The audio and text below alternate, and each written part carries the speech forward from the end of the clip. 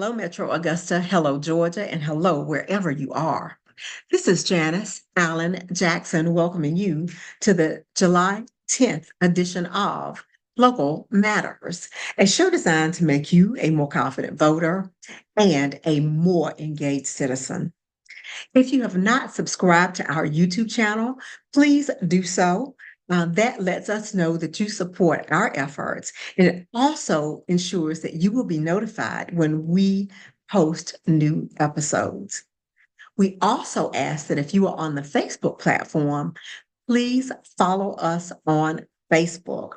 We post news articles and other information there to help you on your journey to become a more engaged citizen.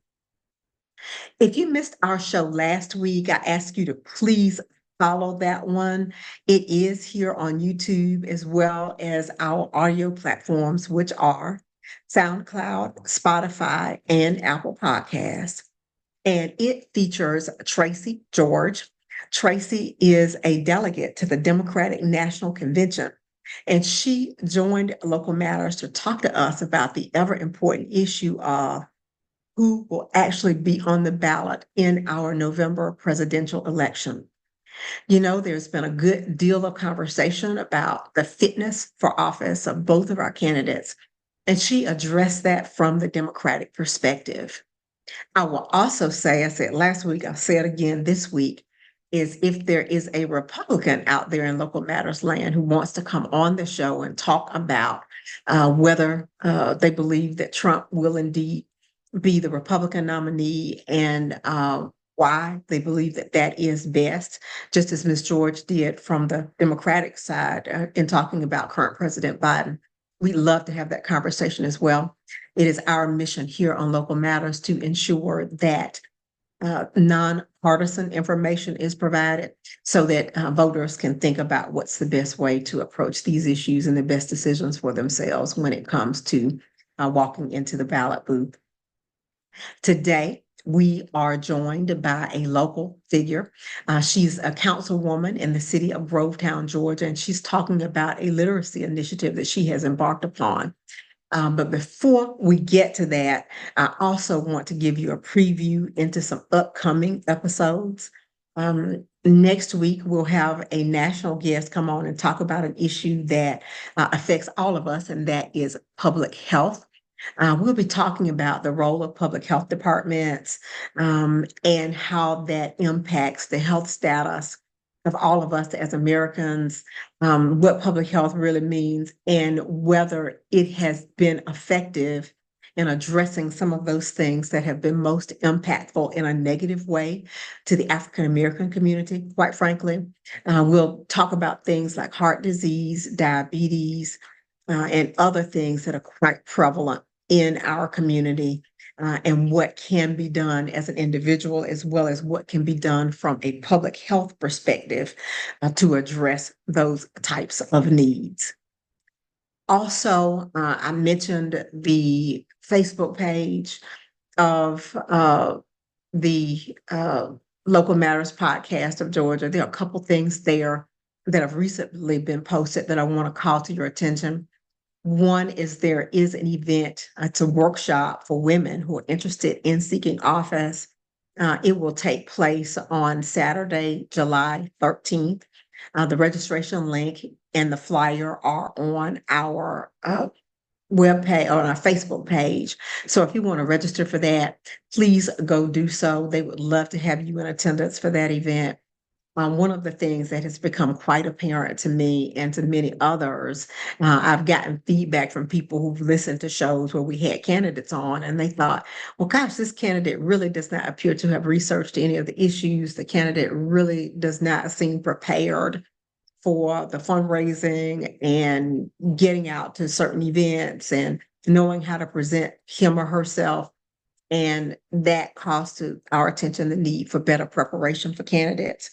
So I encourage you to please go to this workshop if you have time to do that. Again, it's Saturday, July 13th, 10 a.m., but you need to register in advance to make sure that there are adequate materials there for you. Also, posted a few other things in relationship to the show that we had last week, talking about the presidential candidates. And I know normally here on Local Matters, we focus on state and local things, but these elections are so important and they're on people's minds now. So I wanted to bring you some information there. So there's some articles, there's some videos. There's also something called Project 25 that I had never really heard of until a few days ago. So there's an informational video that's there to describe what Project 25 is. I do encourage you that if there are other topics that you want us to cover here on Local Matters, please reach out to me. You can use the comment section here on our YouTube video or on SoundCloud. There's a section for comments there. Also, you can email me, Janice Allen Jackson at gmail.com. Very simple. You can email me or you can reach out to me via Facebook Messenger. That way we get messages and we can get your input about those things that you think will be most important for us to talk about as we move forward for the remainder of this year. One of the other topics that we're going to hit on is affordable housing. That has become even more important post-pandemic, always been an important topic, but increasingly important now as interest rates have remained relatively high and as the housing shortage persists.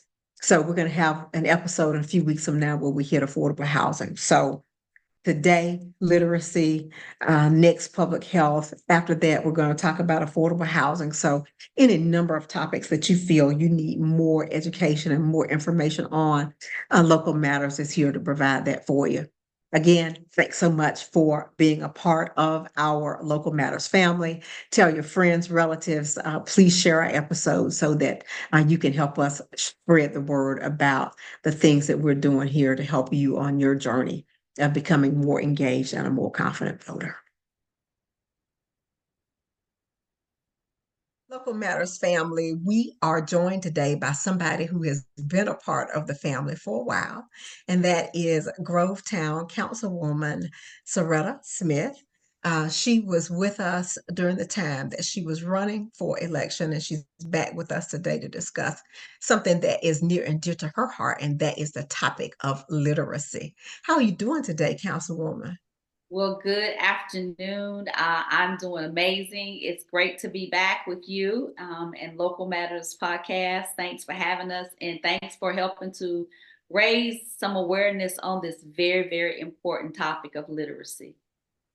It is very important. I think about some of the things that I've heard, and I have no reason to doubt that they're true. That people who are planning for prisons look at how many kids are on grade level for reading as early as the third grade, and they can figure out from there how much prison space they're going to need. So, literacy is a to so many things, obviously to the workforce, to being able to enjoy life. How much time I spend reading, if not books, news articles, magazines, and those sorts of things. And that really contributes to the quality of my life because I enjoy the written word. So I know that there are just so many ways in our lifetimes that reading is so important. Everything from getting your prescription at the doctor's office, you get it and they give you this long list of side effects and directions and all of that. We need to understand what that means. It just basic now, everybody texts. I wonder, is somebody that can't read, are they left out of the text conversations? Just so many things on social levels, quality of life, employment, just on and on and on. Absolutely. Everything that you said is true.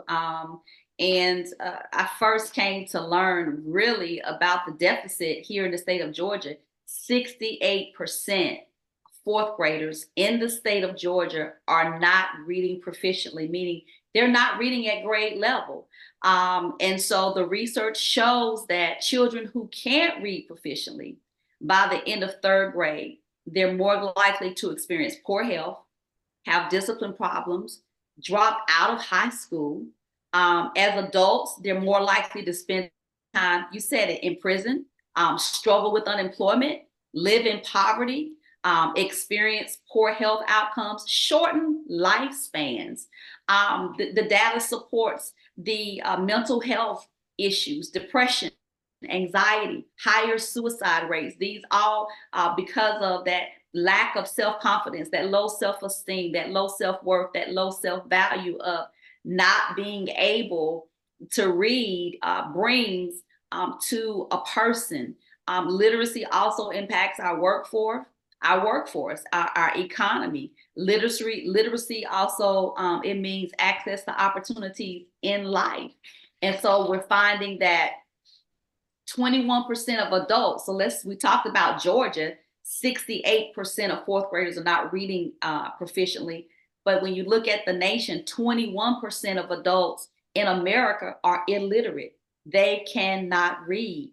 There are 45 million adults in the United States alone that can't read.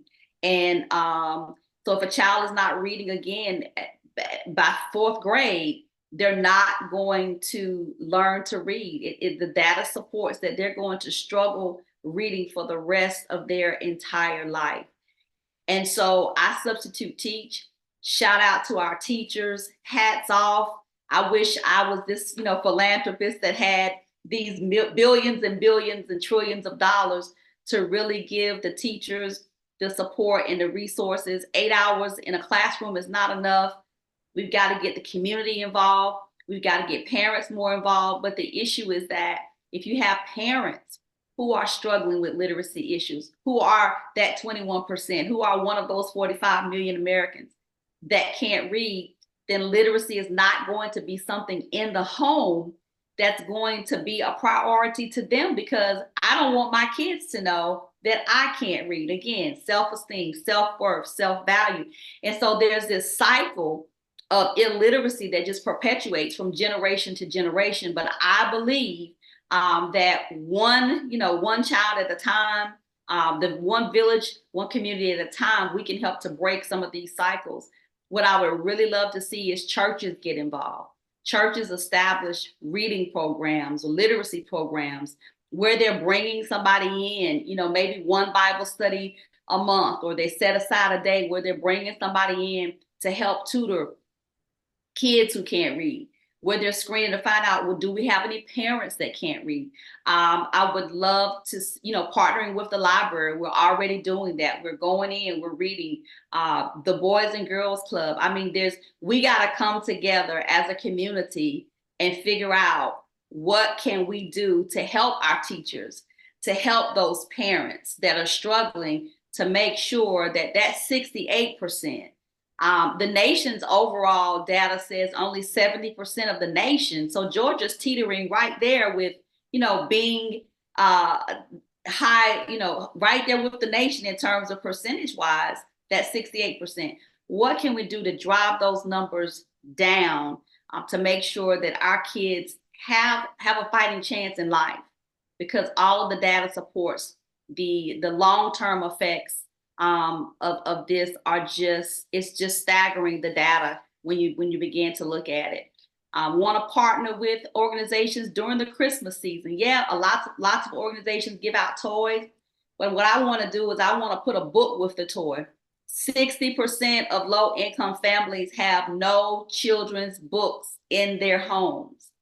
60%. 70% of children whose parents have low literacy will be likely at the lowest reading levels in their grade. And so I want to make sure at Christmas time, not only are we getting a toy in those kids' hands, but we're getting a book in those kids' hands. I want to make sure we're reaching out to our Hispanic, Latino, Latinx communities and making sure that we are not forgetting about them, that they're not left behind.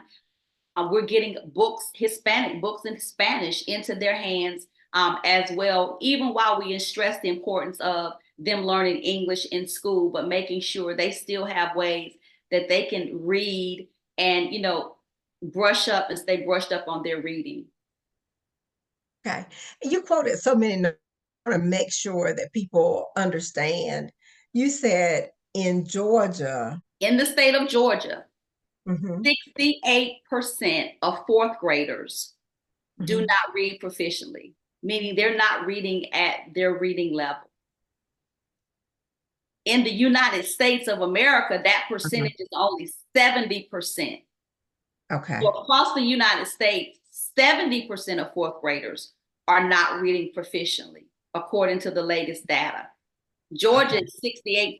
So 8%. So we're right around the yeah, national average. we're right up there with the nation's cap. Absolutely. And Okay. you know, it's just staggering to me. It was just jaw dropping to me. But again, substitute teaching, I think that's what really drove me to really become more passionate about this, because I got to see it in the schools. I got to see it firsthand. When children are struggling with reading, lots of times that's the reason for discipline problems. So there are more disciplinary problems with children that are struggling to read. So we got to get to the root of, you know, of this literacy thing, because that will even help with some of the behavior problems that we're seeing in the classroom. And when teachers have to take time away to deal with behavioral problems, then that time for learning is being cut short. Which harms everybody else in the classroom. Absolutely, absolutely, absolutely. Because it's taking away their valuable learning time for instruction. Do you have any similar numbers for the CSRA? Would you happen to have any ideas of what those numbers are here I locally? don't have those. I've been trying to get a hold of that. Okay. Was hoping to get someone to come on with me to be able to give us more insight into those numbers for the CSRA. But what I can tell you is that being in the school system, substitute teaching, listening to, you know, educators talk about in their particular school, and I don't want to call out schools, but in their particular school where, you know, only less than 1% of kids are at reading level for an entire school. And so that is in line with the numbers that we're seeing across the state of Georgia, that 68% of our kids are not reading in the fourth grade at a proficient level. And so I just want to start a conversation. Never stop reading. As a child, I remember going to the library in the summertime, being a part of book clubs, escaping in books, learning about places like Paris, and, you know, dreaming about all these different places all around the world that, you know, maybe one day I don't get to see, but through a book, I'm able to experience, enjoy reading the different fictional and non-fictional, you know, books, and escaping and daydreaming and wondering, you know, in my own life. And so all of those things happen to me through books. I'm like you, I love to read, whether it's fiction, nonfiction, whether it's a newspaper, you know, whether it's a magazine, but love to read. And so we should never stop reading. We should never stop being lifelong learners. And a part of being a lifelong learner is being able to pick up a book and read. That's going to help develop you, grow you, and mature you as you're going through this journey called life. And so when children grow up and they're not able to read and they never learn to read, they're stifled in that in their adulthood. They don't have the ability to dream and believe that they can, you know, go to Paris. And I've been to Paris. And so they don't have the ability to dream and believe that they could be a city councilwoman, that they could be a mayor, that they could, you know, be a governor, that they could have their own podcast. And so reading is fundamental. Reading is a part of the reinforcement of dreaming and believing that your dreams can one day become a reality. And so I'm on a mission, one child at a time, one conversation at a time, one community at a time, to push this in the hopes that we can drive those numbers down.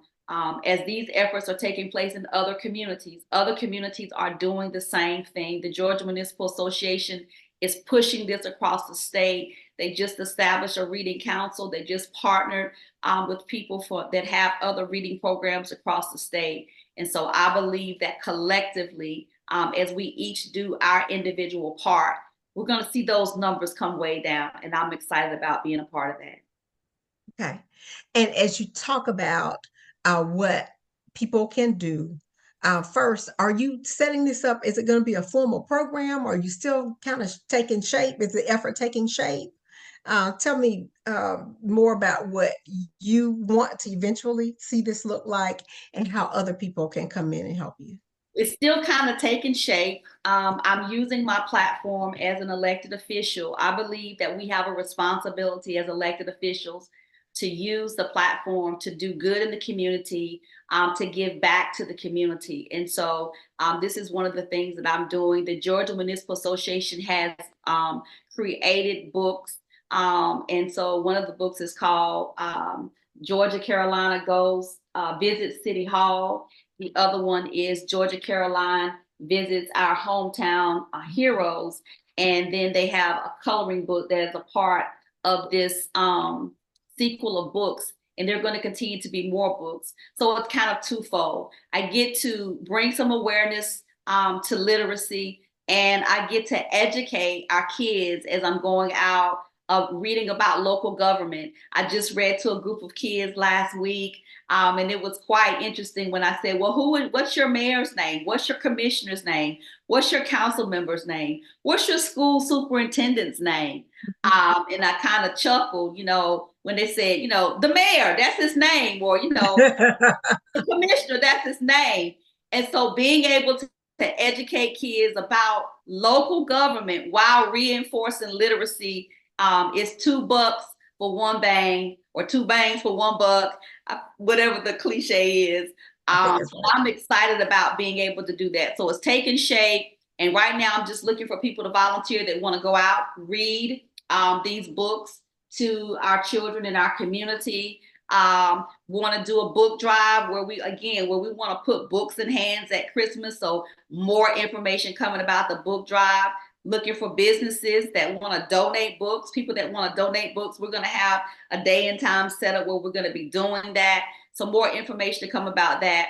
And then as the state rolls more out about their reading program and the special days that they're going to have designated, that's going to bring awareness to literacy, we'll be rolling that information out so that our community can be a part and participate in that as well.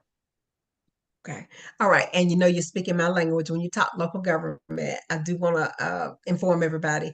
GMA, Georgia Municipal Association, is the organization that represents all cities in Georgia. I think there's 532, 535, something like that. The number grows as more communities are incorporated into cities, but it's well over 530 Yes. cities that are represented by Georgia Municipal Association. Yes. They have an annual conference in Savannah. I don't know, were you down there? I was just there for the annual conference, right? And they rolled out the literacy program and the new committee that was signed into legislation by the governor for the state to tackle this problem. And there is a former professional football player, can't remember off the top of my head, that has an organization as well. He's partnering with GMA in the state as well to bring a greater awareness and to tackle this problem. And so as he begins to roll out, as they begin to roll out more information about, again, certain days that are going to be designated, we'll roll that information out. We'll make sure we'll make sure everyone has that information so that our community can participate and be a part of what's going on at the state level. Okay, awesome. So yeah, that organization they advocate on behalf of cities, and cities pay dues, just so y'all know how all this gets paid for. And the dues are paid based upon size.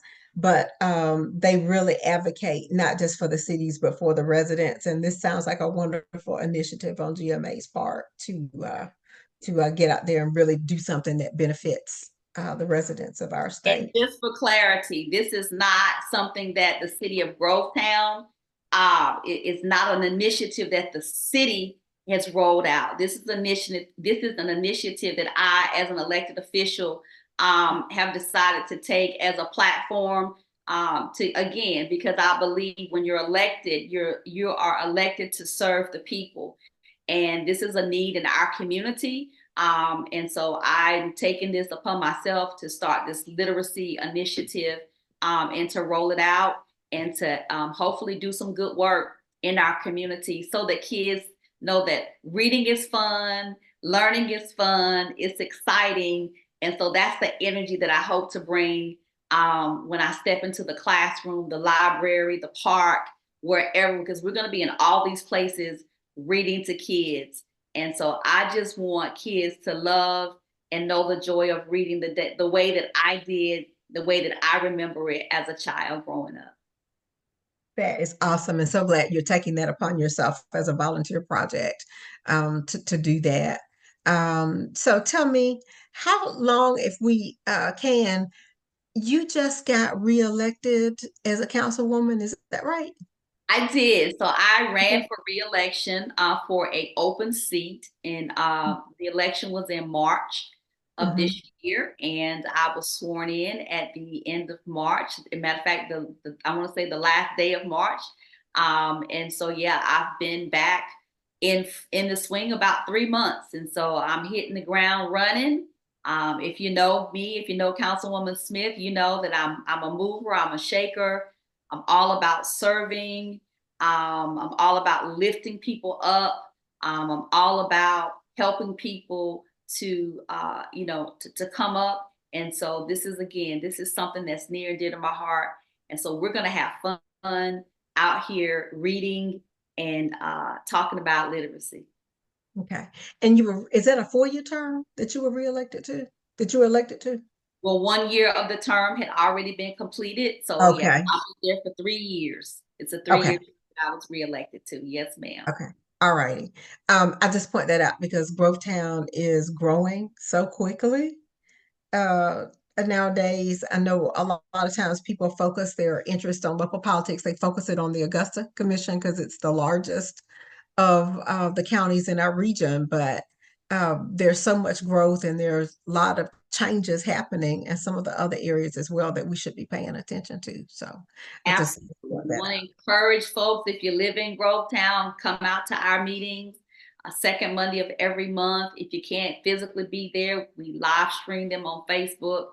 Get involved, find out what's going on in our community, because there's some great things that are going on, not just things that I'm doing, but there's great things that the city is doing.